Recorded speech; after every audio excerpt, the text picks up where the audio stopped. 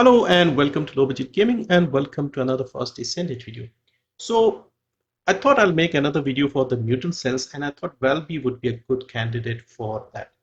Now in my previous VALBY build, I got a great comment from one of the viewers who basically said that instead of throwing your ability once, spam it multiple times because all the different times you throw it, they all add up, they all stack. So you are doing multiple ticks. So if you throw one, you're doing one tick, okay? But if you keep firing as soon as you have the cooldown, you will eventually have a lot of ticks at the same time, and this will all add up into a lot of damage to the enemy. So that is a great way of using VALBY. So I thought VALBY would be a good option. And the other reason is VALBY isn't as similar to some of the other Descendants because you can make VALBY with crit and non-crit.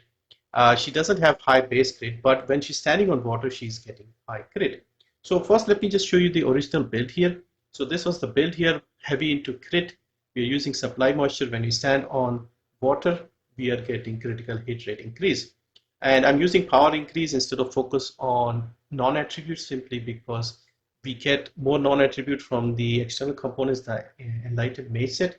Plus the gun in hand, this gives you, the unique ability gives you more non-attribute as well when you have 5 stacks. So you overload with the non-attribute if you use focus on thingy as well. So let me just show you what I mean.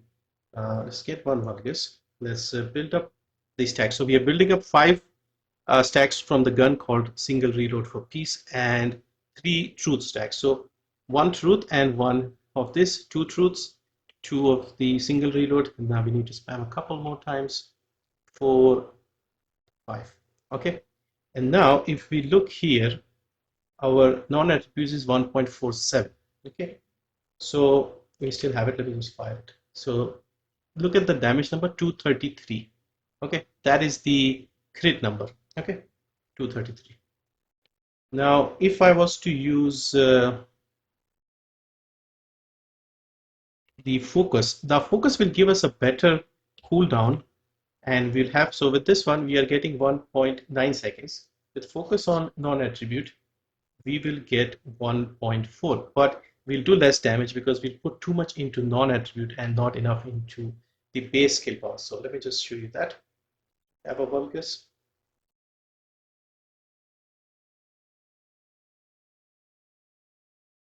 Okay, 5 of these, 3 of those, and if we hit the Vulgus, we are getting 195, and over here 2.242. So this has gone too far here, and we don't have enough of this, so the numbers, the calculation isn't great, and that's why we are seeing less damage with this setup. So we are going to use power increase. Of course, like I said, the cooldown will be a little higher, but we can manage. Okay, so power increase. Now next, we want to look at the difference with the Arche Tuning. So with this setup, when I'm standing on water, my crit goes up to 93.175. I can't get it to 100, so this is the best I can get with what I have in terms of mods and Arche Tuning. Now, in order to get up to here, we will have to sacrifice some of these. Now, with crit damage, if you saw my previous video, I showed you that it's not a big benefit if you drop too many crits, but if you drop the crit rate, then things are a little different. So for example, if we drop these 4, we don't have enough. So now I'll stand on the water. We got 93.175, I think, last time. Now we are getting 85. So this is not a huge drop. And with crit, you are never getting 100% anyway, even when you have 100%, because enemies have different resistances. And so as a result, even if you have 100%, sometimes you'll not crit. But having as high as possible is good. But the difference between 85 and 93 doesn't seem a lot to me, so I'm willing to sacrifice that. Now comes the important question of dropping this. So if you really want to get up here and use something for a specific build, you can drop 1. Again, I'm not against that, but pure power wise, it won't really help you that. So we have 4.416. Okay, if we drop this and we go here, what we have is 4.325, 4.416. So less than, it's not a big enough difference. So we could try this. Now, okay, so you have done this. What should we take over here? Now, the mission that I want to test this is the Void Erosion Point 30, because that is the only place where it makes sense to try and get some additional perks with your mutant cell. So if we go here and look at the ones for, is it malachite or non-attribute? It is malachite. Okay. So if we go here,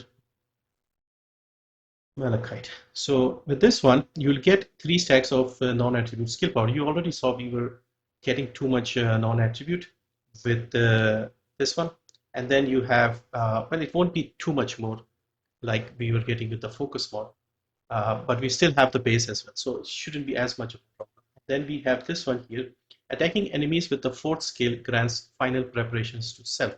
30-second cooldown, duration goes up by 15 seconds, skill power 9.5, range. We don't really need range, but we'll get the 9.5 extra skill power, and this will be the base skill power. This one will be non-attribute. So these two are the top priorities, let's say. Then we have fusion tuning and tech tuning. So fusion will give you more duration when using fusion skills. Duration isn't really that beneficial. I mean, it could help a little bit, but if you see the laundry bomb here, if you see this one here, the final item, laundry bomb, 20 seconds, okay? It reduces the resistances, and we are getting a 13.5% increase. So that is a little over 2 seconds more. Is it worth it? I don't know. I think the issue here, as usual, is we don't have enough of these mutant cells, and then we don't have enough of the fission cells to randomly remove one and test it multiple times. So we have to make an educated guess. Now this one, so this one is a maybe, and then we have this one, range and cost, singular and dimension. We have dimension, cost is not really an issue, and it's only giving us 5.6%. Could help a little bit if you're spamming too much. And then finally you have these. So my preference would be either of these two. The way these work is this one. When you throw your thing in a group of enemies, you'll trigger these stacks. You have 50% chance, 10-second duration, and it'll give you 6.4% per stack, 3 stacks. So you'll have more power, non-attribute power, that you can use against the elite enemies. So in a group of enemies in Void Erosion Purge, you throw your Q a couple of times, that will take out the smaller enemies, and then the big elite remaining, you will use your other skills, or you can use the main skill and get stuff done.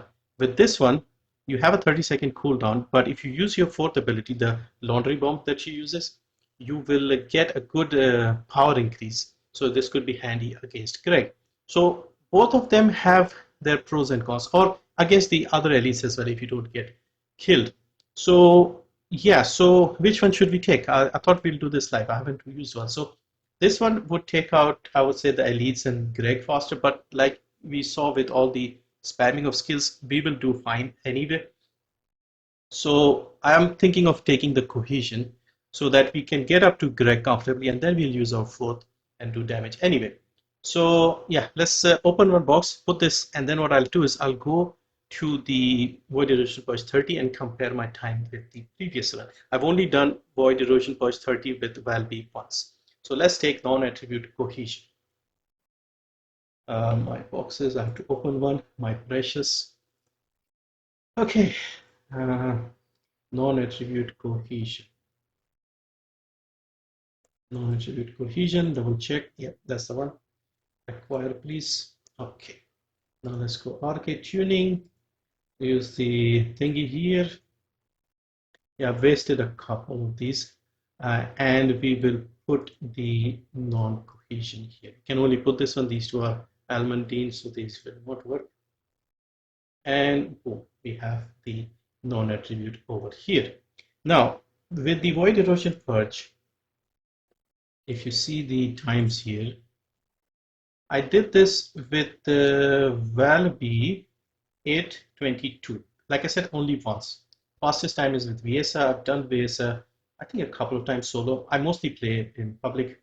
So 822 is the time to beat. Now, obviously, there are other variables as well. Like I have more idea of how the Void Erosion perk works and how things work. So I may do better anyway, even without the Mutant Cell, but it should make our life easier. So target is 822. And if it's a few second difference, I'll consider it about the same. If there's a significant difference, like more than 30 seconds, more than a minute, then yeah, I'll consider that as a thing. So at this point, I'm not sure if I should record the whole thing and talk, or should we keep the video shorter? Let's start and maybe I'll edit out some of it. Right, so here we are. 8:22 was the time, and I don't think I died. Also, I was thinking if this time is somehow worse, I'll run the old setup again once just to double check. Okay, let's see if the cohesion has triggered, and we want this guy to stand on the motor as long as possible. What I'm going to do is get a head start on these guys by putting the water down, because otherwise they'll keep you sort of stuck in the doorway and it's hard to sort of get past them. We have to clear them quickly. Same with this lot.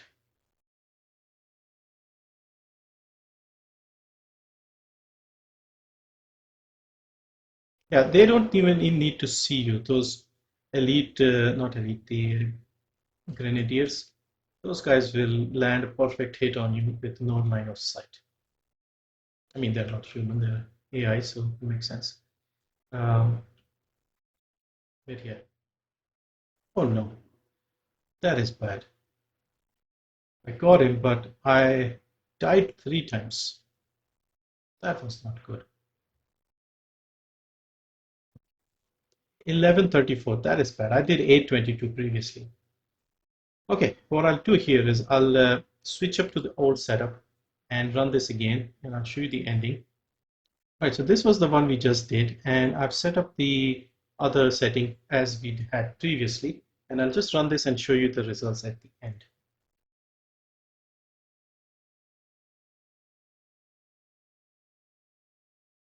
And Greg is about to go down, and there we are. And guess what? I got a better time.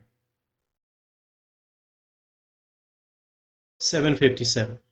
So, in other words, the conclusion here is the Cohesion Mutant Cell is not worth it, because I died 3 times when I equipped the Cohesion Cells, and I was doing less damage. So even though we were getting that perk, sacrificing the crit rate and the slight and one blue crit damage was definitely a big difference. So we were getting 95% crit with this setup here. Okay, let's drop some water here. So this one you can see we are getting 93% crit. Okay, with this one we were getting 85% and we were losing a little bit of crit damage. However, that translated into a lot of a difference in terms of how much damage we were outputting, and because we were not doing enough damage, we were running out of MP, constantly spamming, and also the enemies were able to get us a few times. I think I died 3 times in that one. So even if I hadn't died, I think I would still have been slower. So I did what was the time, that 10 something, no, even worse, it was like 11 something. So 1134, I think, with the deaths. So with the old setup, without the mutant cell, at least for crit-based descendants, this is enough to convince me that the crit nodes, crit damage nodes, and even the crit rate nodes, these are significantly better than using the mutant cell. So I was using cohesion. You can probably use the other one that is giving you more skill power, but I doubt it'll make much of a difference. So yeah, so my conclusion based on this is simply with the crit-based descendants, it does not help. You saw my Freyna, who was a non-crit, and it was helping. Now, if you can keep the crit damage and the crit rate and stuff like that, and then somehow take the mutant cell as well, then yes, you'll get a little more power. For example, with Inez, if you sacrifice a little bit of cooldown, but even there, it could be an issue. If you are spamming your abilities, you might struggle to do that. So yeah, I think this is enough for me to not bother too much with dropping crit damage. So crit damage and even crit rate, because I thought 93 crit rate, 93% crit rate versus 85, it won't be a big difference, but it turns out it is a little bit of a difference. So yeah, so that is my conclusion with Ultimate VALBY. You're better off without the mutant cells. And I hope you like this style of video, because I wanted to do this actually in the mission and show you how it happens instead of just showing you like in the lab. And yeah, once again, with VALBY, at least with the water, with the supply moisture and the grid based build, I'm sticking with the non mutant cell setup. Thank you for watching. Hope this was useful. See you next time.